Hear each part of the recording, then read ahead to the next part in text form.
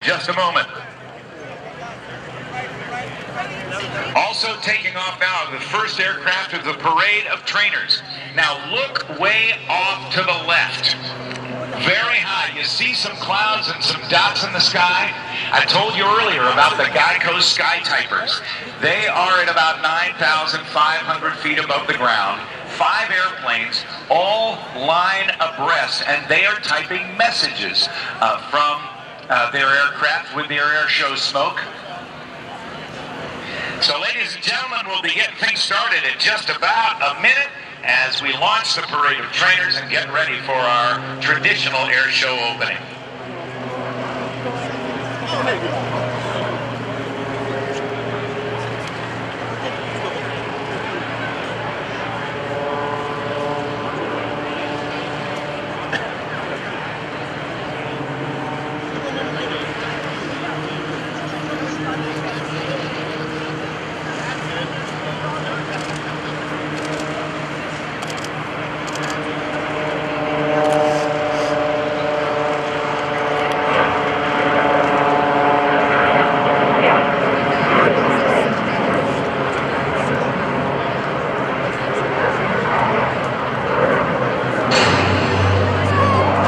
Ladies and gentlemen, may I have your attention, please?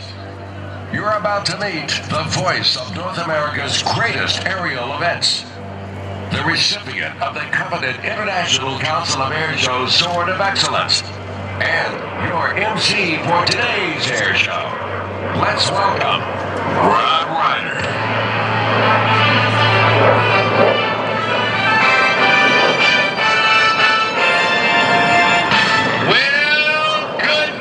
Pensacola, are you still having a good time? Let me try that one more time so I can hear you. Are you having a good time? That's what I like to hear. Well, we're not done yet. We're going to keep it going as we fill the sky with airplanes. We fill our hearts with pride in this 100th anniversary of naval aviation. It's a world-class air show with some of the finest aerobatic and air show performers anywhere. It just doesn't get any better than this. You've met some of the great performers already, and that will continue as we have the parade of trainers, the flag jump, the Air Force's A-10 Thunderbolt II demonstration, aircraft from World War II celebrating this 100th anniversary of naval aviation, like the Corsair you see taking off now, and the Bearcat that's taking off behind it. They're all going to be climbing to altitudes and be coming in, doing their demonstrations for us right here in Pensacola. We'll have the United States Navy's F8F Super Hornet demonstration, the Navy's Legacy Flight, the Geico Sky Typers, Chuck Aaron in the Red Bull helicopter, Dave Martin in the Breitling Cap 232, and of course the United States Navy's Blue Angels. All of that and lots more with 10 sticks of dynamite. With Skip Stewart in Prometheus, whom you saw fly earlier, John Moore in the stock Stearman, Les Shockley in the Super Shockwave jet truck, and lots of pyro and lots of entertainment.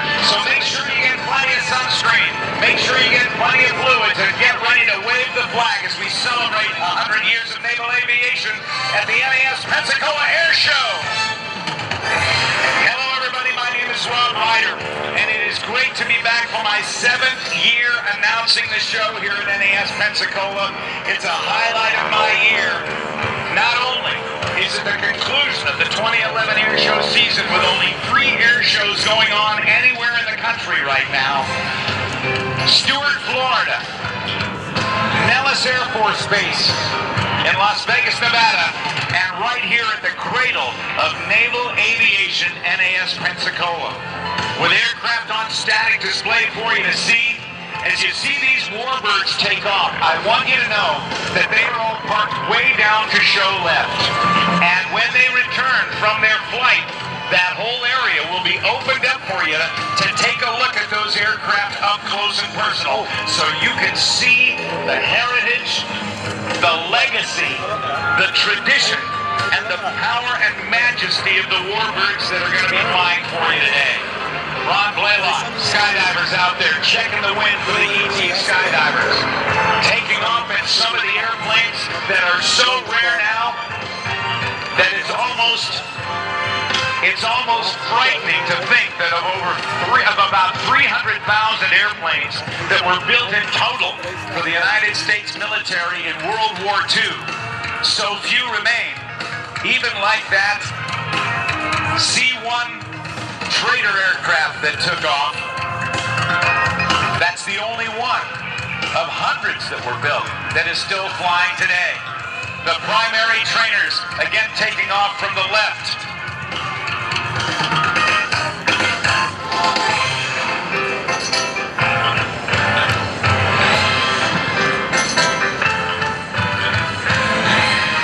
All of these airplanes will be in the sky doing flybys so you can see them, and then you can catch up with them in person.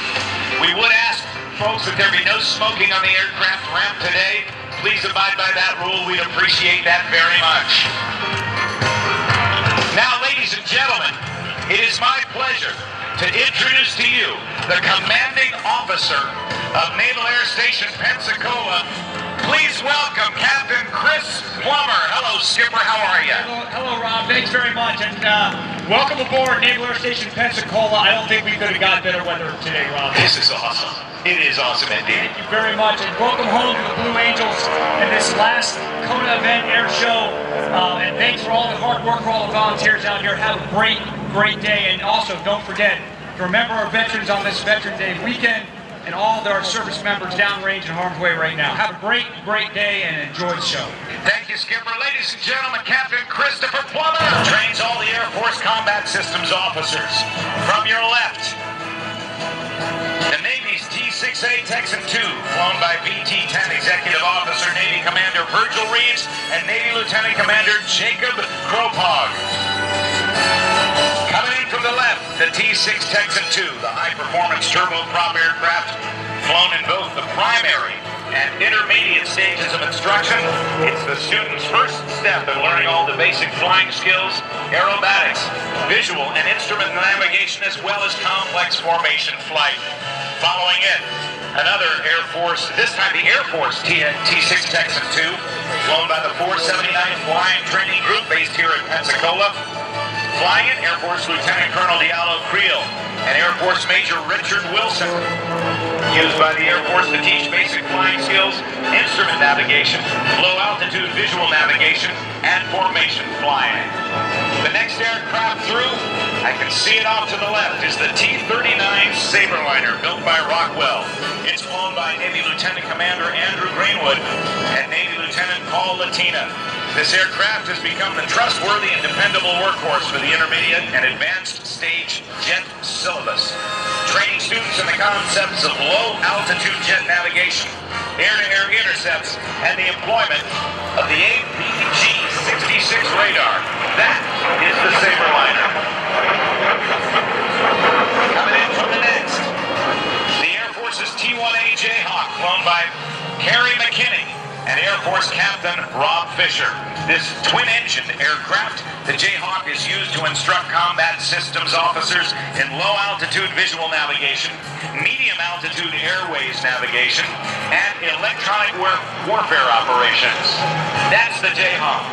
And the last aircraft coming in from Trey Wing 6 is the fighter trainer T-45 Goshawk.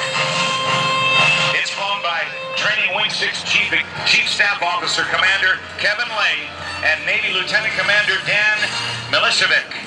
The Goshawk can be flown at speeds up to 500 miles per hour and is used to educate students in the fundamentals of air combat maneuvering during the advanced stage of flight training.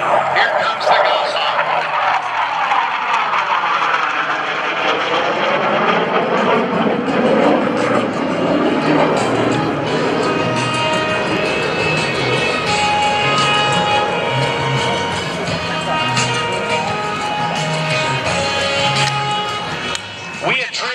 And the 479 Flight Training Group are proud of our well-rounded curriculum of academics, simulator training, and flight training, as well as our reputation of producing the highest quality military flight officers in the world. However, without the dedication and professionalism, the civilian and military support personnel who work alongside us, none of this could happen.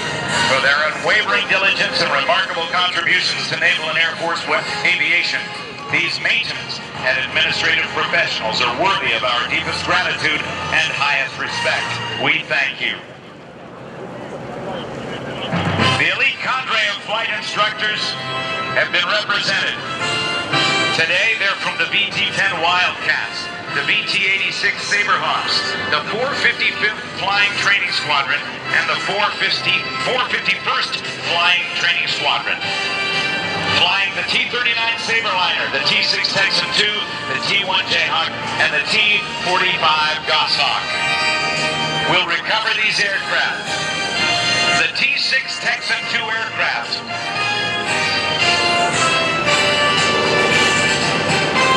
built by Beechcraft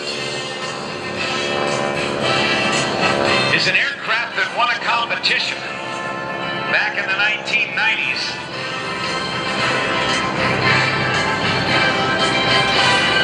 Part of what was known then as the Joint Primary Air Training System, or JPATS competition. And Hawker Beechcraft won that. They're the manufacturer of the T-6 Texan II, training the next generation of student aviators. The T-6 is a fantastic platform that provides primary flight training for the Navy, the Air Force, Marines, and the Coast Guard, as well as the Air Forces of 6 other Air Forces around the world. And you can come see that display and the all-new Navy T-6B on the static display line. Thank you, Hawker Beechcraft. The Rockwell T-39 Sabreliner.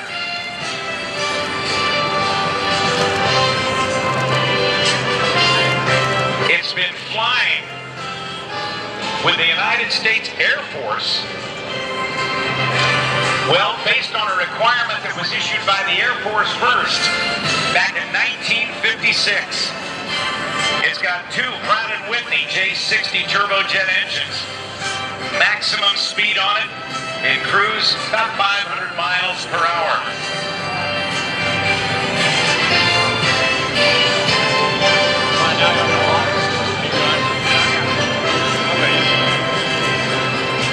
After winning the UTX competition with the Air Force, the Sabreliner entered production as the T-39A. As the first batch was delivered, the United States Air Force realized that the aircraft would be ideal as a radar trainer for the Republic F-105D Thunder Chief. The 6th aircraft was converted to this standard by enlarging the nose to house the R-14 radar and the APN-131 Doppler radar, and it was designated the T-39B.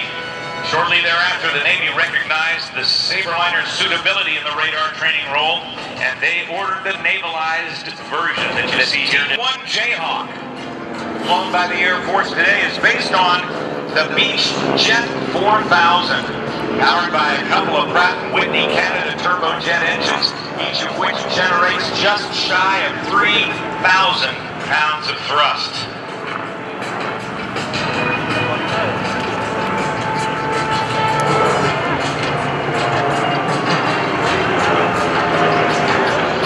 Flying overhead right now, a very, very unique aircraft.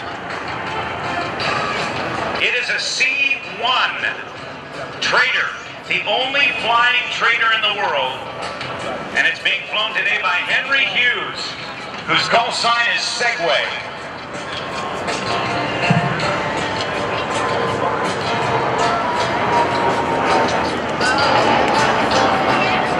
The C-1 trader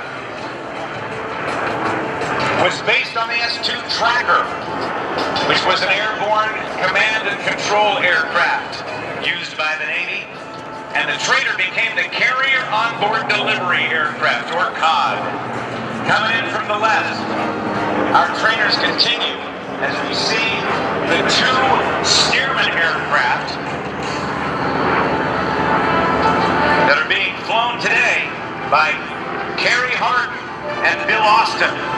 Harry is from Starkville, Mississippi. He is flying the yellow aircraft in the lead. And on his right wing, in the Army Air Force version of the PT-17 Stearman, is Bill Austin from Concord, California, as they do their break. Each powered with about a 220 horsepower engine.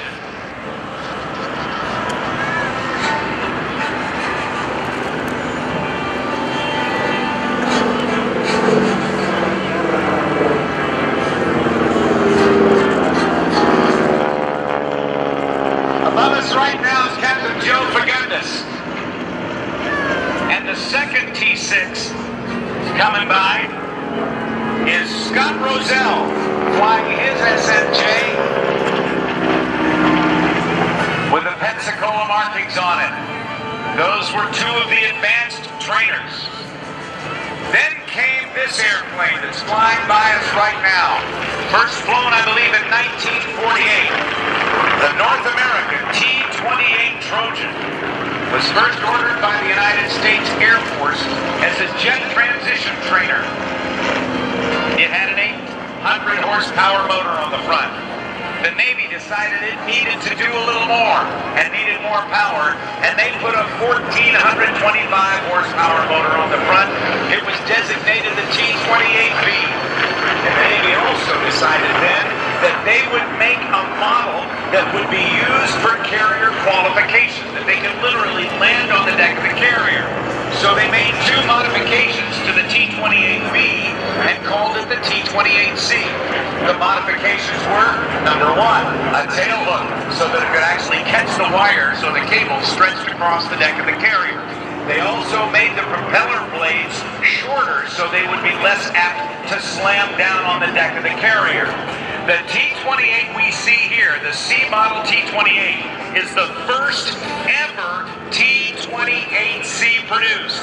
So we're seeing great history. The SNJ Texan, depending on whose history book you read, upwards of 15,000 were built. They were flown by the Army, the Navy, the Royal Canadian Air Force, the Royal Air Force, the Royal Australian Air Force with a modified version of that was known as the Whirlaway. Had a lot of balsa wood. They extended the length of the fuselage a little bit. Instead of an all-metal airplane, it had a lot of wood in it. And I want to give one last shout out to the man up front here in the red suit. Right to the left of show center, Paul McCowan, everybody, who jumped in our American flag. Paul, give everybody a wave. Ladies and gentlemen, give Paul McCowan a great round of applause for bringing in that 3,500 square foot American flag.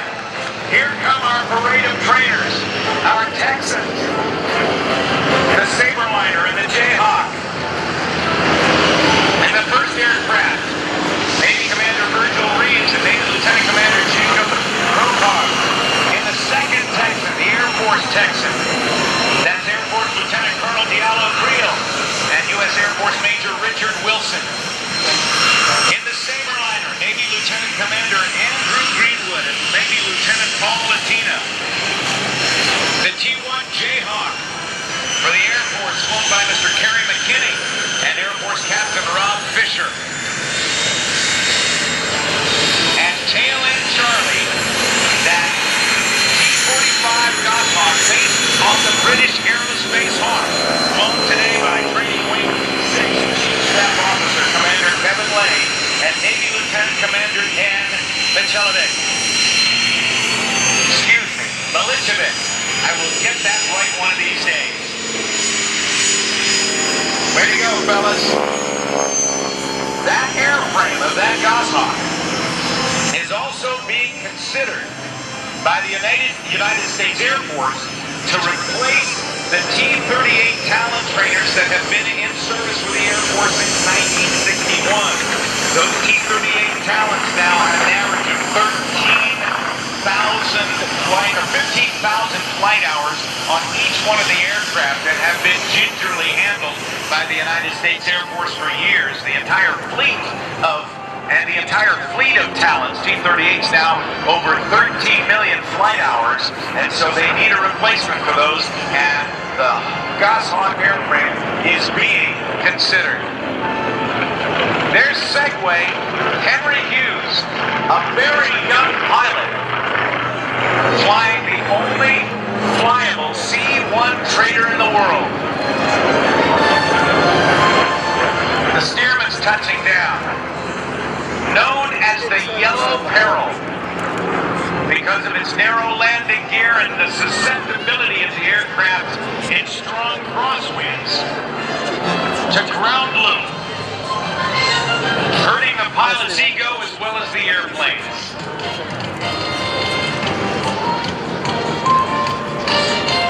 And that is Carrie Harden, who also has a great blend of coffee called Stearman Coffee. Tastes great. Captain Joe Fagundes overhead in the first of the Texan trainers. Joe Fagundes is a former naval aviator who has flown everything up to 747s and just recently received the Wright Brothers Flying Award for 50 years of safe flying. In the second Texan is Scott Roselle. Captain Dan Serrato is flying the T-28 Charlie, the first ever sea model. You can see that tail hook hanging off the back with that 1,425 horsepower motor.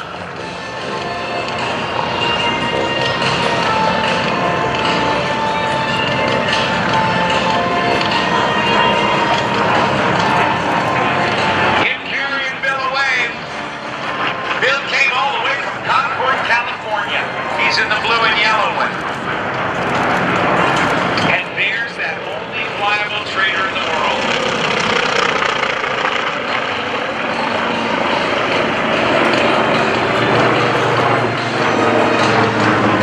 We're going to be moving the fighters down.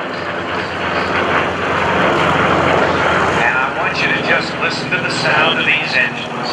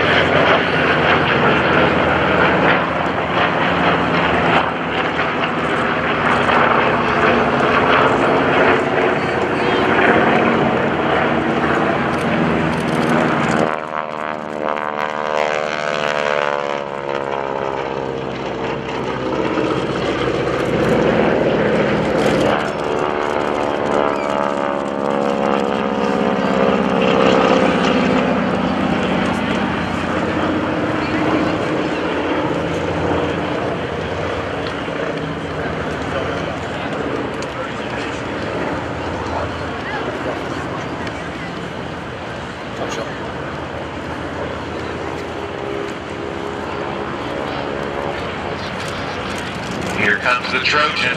Look at this. You know, that's a big airplane.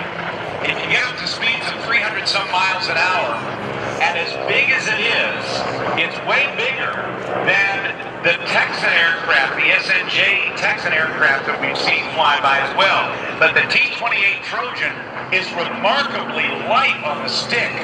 The Texan is hard to roll. It's sensitive in pitch, but hard to left and right stick to turn left and right. Whereas the Trojan, as big as it is very, very light in its stick forces. Take a look down on the trainer.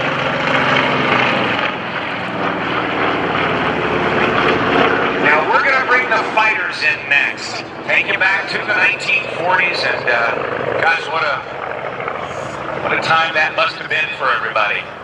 Let's continue to listen to the sound of these round engines as they come by, these radial piston engines.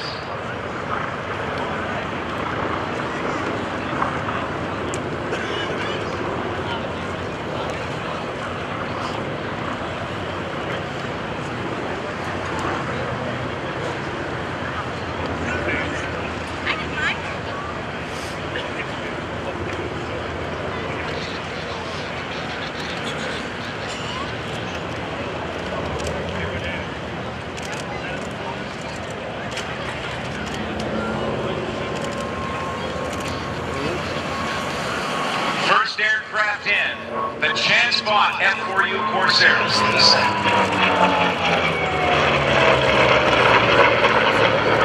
Do you hear that whistle? The Japanese called that aircraft in World War II the whistling death. The airplane that just flew by that says U.S. Navy and the #1 on the back is the Blue Angel Bearcat, painted up like the second aircraft the Blue Angels flew. The Grumman Bearcat never saw service in World War II.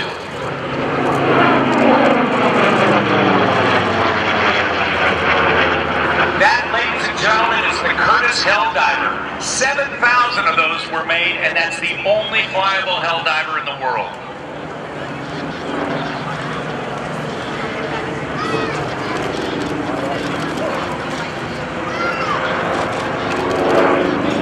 Back in the day, when these airplanes were flying, there's the SBD Dauntless by Douglas. It was a dive bomber. It's being flown by Commander Alan Armstrong of Naval Air Station Oceana, Virginia. He's active duty Navy and also flying Warbirds. Back in the day, you'd turn on the radio and it'd take about 30 seconds to warm up before you get some music playing through it. And it would sound something like this once you got things going.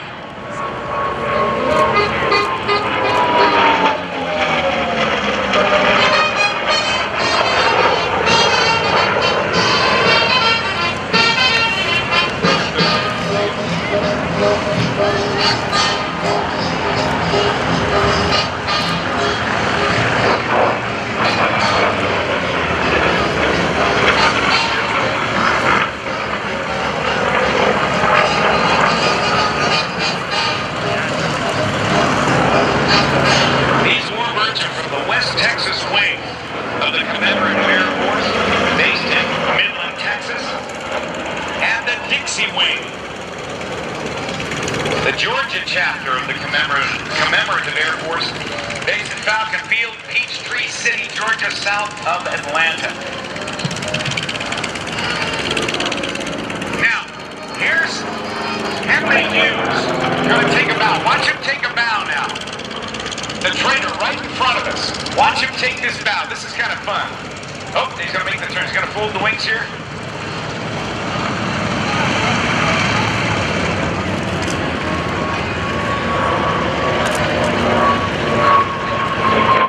Oh, I think we had a wing fold malfunction. Well, maybe we'll see one of the other aircraft do it, because just about all naval aircraft had wings that folded on them to make room for more aircraft on the deck, the flight deck and the hangar deck. So, Segway's going to taxi it back.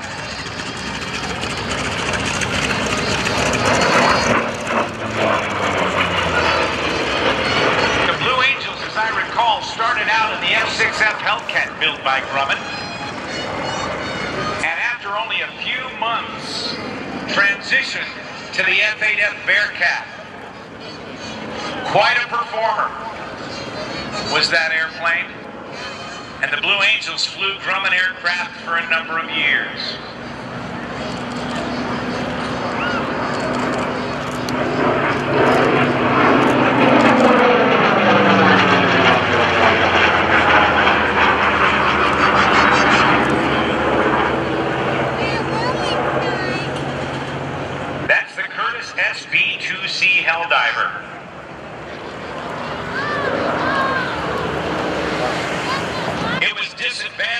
start by having to compete with a highly capable Grumman Avenger. The Helldiver never quite won a similar place in the hearts of U.S. naval aviators. It took time to prove itself in action, and eventually, the Helldiver became an effective carrier-launched dive and torpedo bomber against the war, in the war against the Japanese, but it didn't win its reliability battle soon enough for some commanders, and they picked up the derogatory name, the Beast.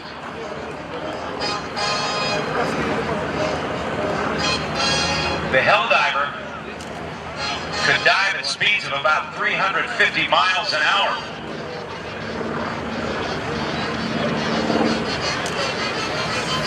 We also have the Douglas Dauntless flying by.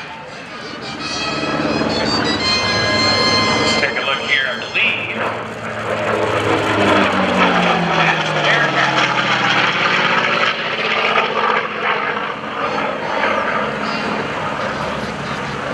Boy, it just looks like it moves fast as it can be. Here comes the SB2C Helldiver again.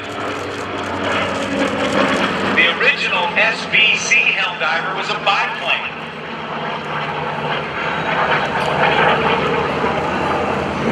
The motor on the front of that Helldiver is a 1,700 horsepower Wright engine, giving it a maximum speed of about 280 miles per hour.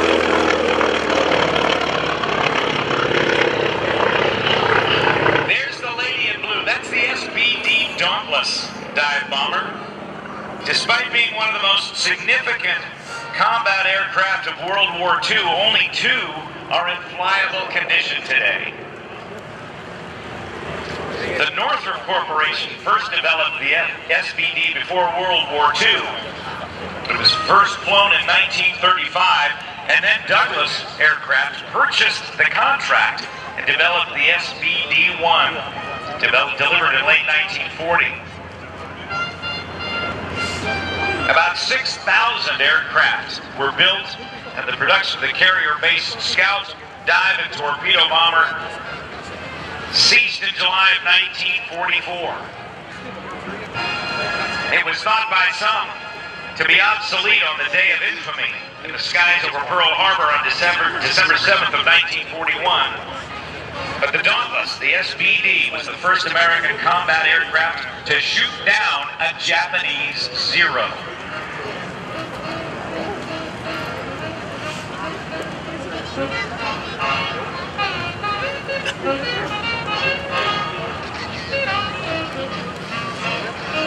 The Bearcat that we've seen fly by today is being flown by John O'Connor of Chicago, Illinois. He's been flying for 32 years and has over 2,000 hours in tailwheel aircraft. He's flown numerous Warbirds, including the P-51 Mustang, the T-33 T-Bird, the F-16D, the Corsair, and he also flies the F8F Bearcat. That's what he finds to be the finest of all the prop airplanes.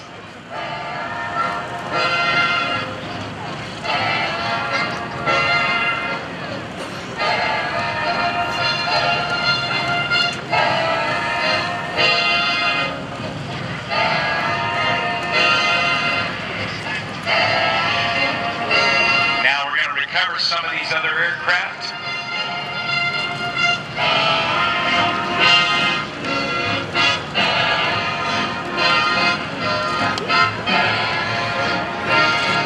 Look at the landing gear on the Bearcat. So tall to keep that propeller from striking the deck of the aircraft carrier. Early in the war, back about 1940, that was an issue for the development and the carrier qualification and suitability of the F4U Corsair. Now, ladies and gentlemen, I want you to look to your left because we are going to go back to that day of infamy in 1941, December 7th of 1941, where on a Sunday morning at a little bit after 8, Pearl Harbor was attacked by aircraft of the Imperial Japanese Navy. An SB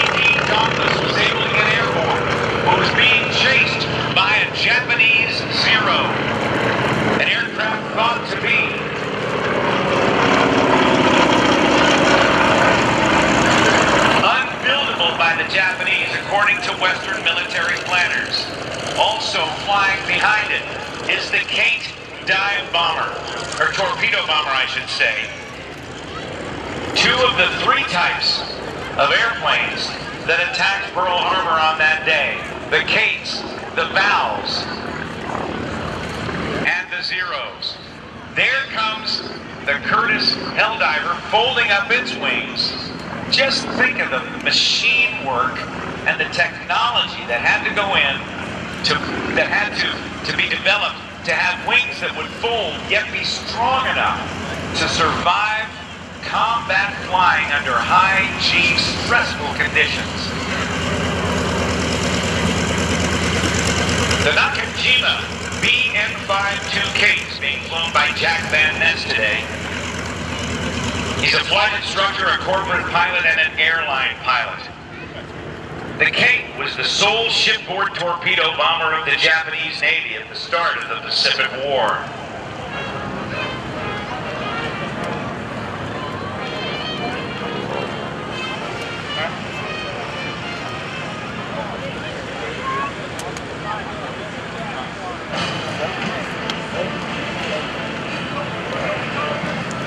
The fact that Japan had developed such an agile, nimble, and fast and potent fighter as the Zero was thought impossible by those in the West.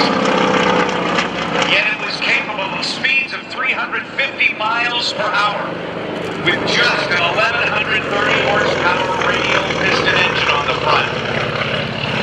The SBD Dauntless that you see right now, climbing, was the first aircraft actually to shoot down a Japanese Zero in World War II.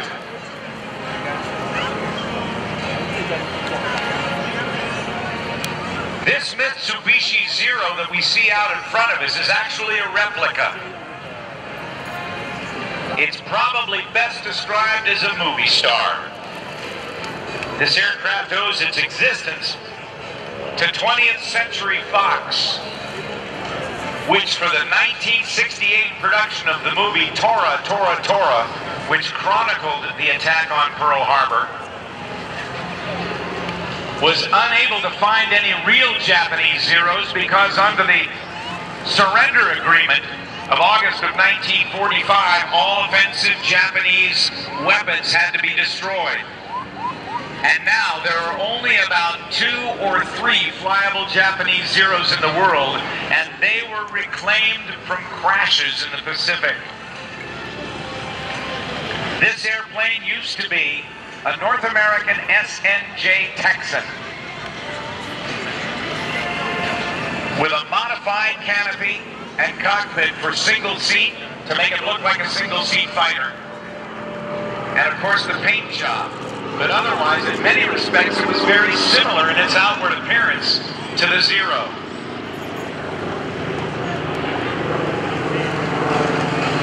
The Zero actually outclassed everything the Americans had in the air at the beginning of the war. But there were a couple of things that were problematic in the Japanese Zero. There was very little armor. Watch the engagement as the Dauntless now has an altitude advantage, diving down and getting in the 6 o'clock position of the Zero.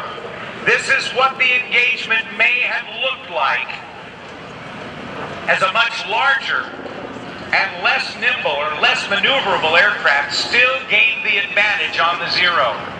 The Zero did not have much armor on it, keeping the airplane light and making it very, very maneuverable.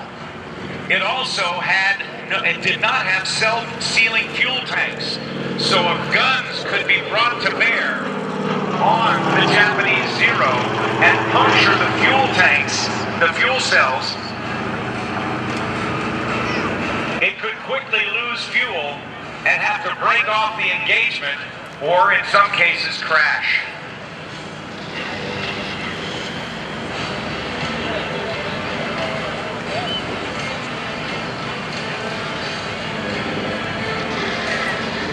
One of the most significant aircraft in the Japanese Navy was the Zero, which was also nicknamed the Zeke. Over 10 1,000 Zeros were produced. One of the original Zeros resides in Texas with the Texas Flying Legends. But this one, today, the movie star from the movie Tora, Tora, Tora. In those days, there was a budget of $20,000 per airplane to make Navy SNJ trainers. And Navy multi-valiant basic trainers to be converted to be replicas or lookalikes for the Vals and the Kates and the Zeros that attacked Pearl Harbor. Without taking into account inflation from 1941 to 1968, in raw dollars, it cost more to produce the movie Tora, Tora, Tora than it did to actually make the attack on Pearl Harbor on December 7th of 1941.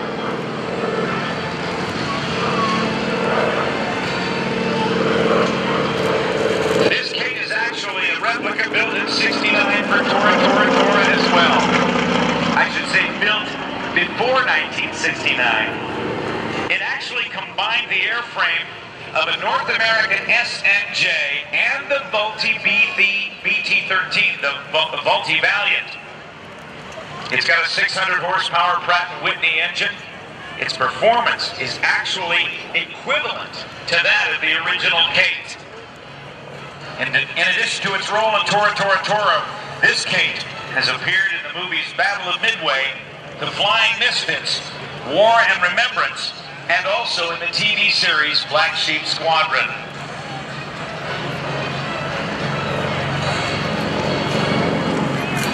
From the left, the Japanese Zero and the Douglas SBD Dauntless dive bomber. Though once adversaries, they fly in formation to honor the friendship that the United States has with Japan today. Japan is one of our great allies, whereas once they sought our destruction. We were sitting in the condo last night.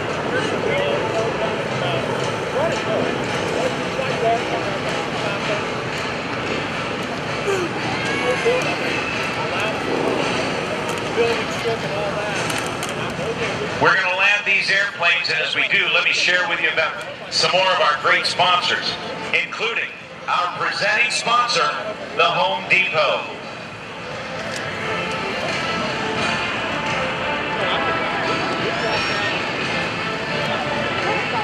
With over 2,000 Home Depot stores nationwide, job site delivery and will call pickup in a GSA scheduled contract, the Home Depot makes it easy to get all the maintenance and construction supplies you need. Visit the Home Depot booth today to learn more about the expert service and product selections you need to get the job done fast. Also, you can visit the Home Depot booth today to learn more about how you can take part in the Kids Workshop, another great service from the folks at Home Depot. I use a lot of AA batteries in my radios at air shows around the country. I announce at about 20-some air shows a year, and the best prices on batteries that I get is right there at the Home Depot. I also want to thank our friends at AirshowBuzz.com, and I hope you'll join us online there at that great website. It's free, and we'd love to have you be part of the tens of thousands of folks from all around the globe who have a passion for flight and a love of aviation and air shows. It's AirshowBuzz.com on the World Wide Web, and I hope you'll join us there. We've got some folks who hang out on Airshow Buzz who are here today shooting film and shooting video, I should say, and also shooting still pictures, and they'll be posting them, and you can get home on the World Wide Web and just dial it up. AirshowBuzz.com.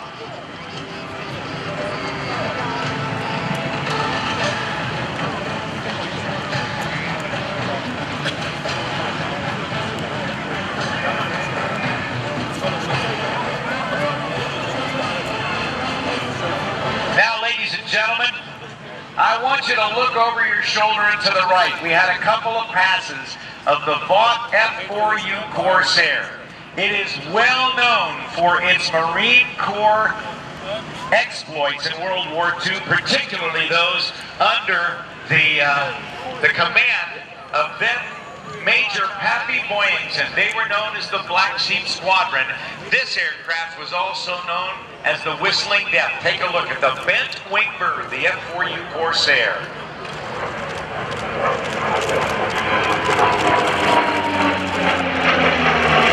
Dave Falk is flying the airplane today. This airplane was featured in a television show which actually was dedicated and to sharing some of the great stories of the Black Sheep Squadron. From 76 to 78, it was starring Robert Conrad, and when you turned on your television set, you might find on the set, when you wanted to get Bob Bob Black Sheep, you'd actually hear this. We are born little lambs who have lost our way.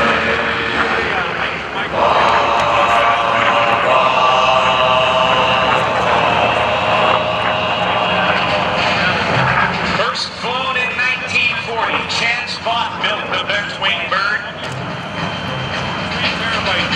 It had a 2,000 horsepower motor on the front and a huge propeller.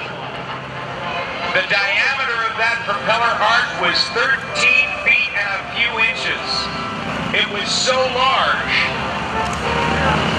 to absorb the power of that 2,000 horsepower Pratt & Whitney radial engine.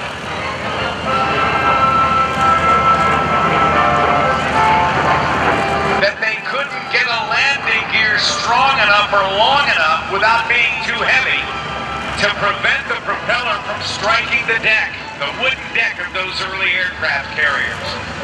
So Chance Vought took advantage of an aerodynamic principle that says if you take something and aim it 90 degrees away from its connecting surface, you can actually gain some aerodynamic advantage. And so as the curvature of the fuselage went down, they extended it. They extended the wing downward from the fuselage to a point where they could extend the landing gear that would be long enough and strong enough but not too heavy, and then bend the wing back up.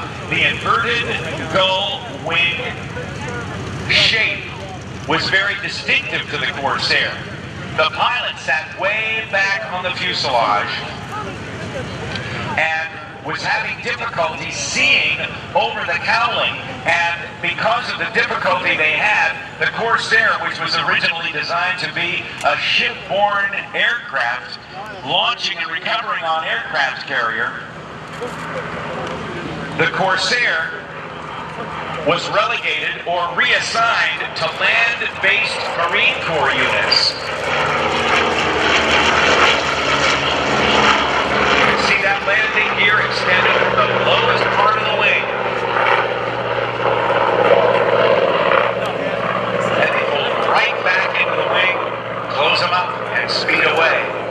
Well, the British, who kind of led the world in the development of carrier aviation, took a couple of these Corsairs from the United States Navy and they made some modifications. And those modifications are present in the Corsair you see here today. When it comes by next time, you'll see kind of a bubbled canopy that goes up a little bit higher than the rest of the canopy.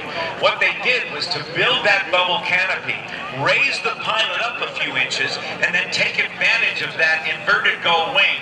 The crook in the wing then was used as a sight for the pilot to fly an oval approach to the carrier and then just at the last minute level out when he was committed to landing on the deck of the carrier. And then the Corsair became a very successful carrier-based weapons system. Speeds of about 417 miles an hour in the early Corsairs. They were also produced in pretty great numbers by the Goodyear Tire and Rubber Company and also Brewster Aeronautical.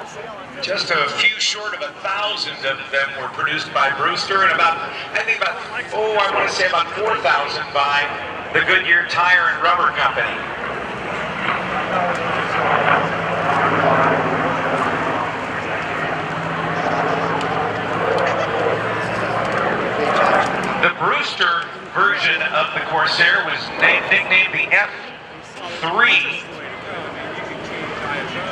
Goodyear version of the Corsair was known as the FG1 Corsair. You see, when in World War II, when a particular company's production capabilities were at their peak and limit, and when the Navy or the military needed more, then the aircraft would be built under license by another company. So Goodyear and Brewster got the plans, got the tooling, and set up production lines for these aircraft. So though it was designed by Chance Vaught, it was also built by other companies, and that happened a lot. Even the most numerous, the greatest production number bomber of all of World War II, that was the 18,000 or so, those were the 18,000 or so B-24 Liberator bombers that were built not only by Consolidated, but also by the Ford Motor Company up at Willow Run Airport outside Detroit, Michigan. So good was the capability of the Ford Motor Company's mass production techniques that they actually turned out one of those aircraft, those huge B-24 Liberator bombers, every 55 minutes. And there we go, a little buzzing in the tower. Again, the folks in the tower having a great time watching this. This is Warbird airspace that we're in right now. And so the normal rules for buzzing the tower, like in Top Gun, you know, Ghost Rider permission to buzz the tower. Negative, Ghost Rider, the pattern is full. Well, here it's okay because the rules have been waived, and we can go faster than 250 knots indicated airspeed. We can go lower than normal when we're not in a landing configuration, and we can fly aerobatics in places where we normally can't fly them. Here comes Dave Falk and the bent wing bird, the Whistling Death. The Vaught F4U Corsair.